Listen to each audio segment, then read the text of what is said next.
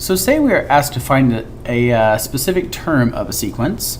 So for example 3, we had to find the ninth term of the geometric sequence whose first term is 4 and whose common ratio is 1/2.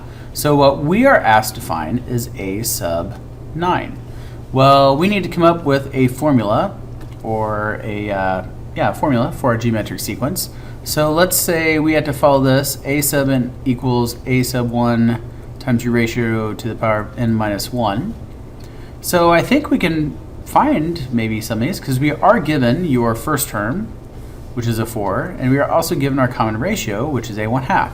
So to find your ninth term, we're going to say a sub 1, 4, times your ratio, which is a 1/2. Easy. N is 9. Here's your n. 9 minus 1. So to simplify this, this is going to be a 4 times a 1/2 to the 8th power. So if you take a 1 to the 8th power, that's going to be a 1. 2 to the 8th power, that gives you a 256. And like all fractions, you can, when you multiply, you can reduce. So when I reduce this, that becomes an un. 256 divided by 4 gives us a 64. So your ninth term ends up just becoming a 1/64.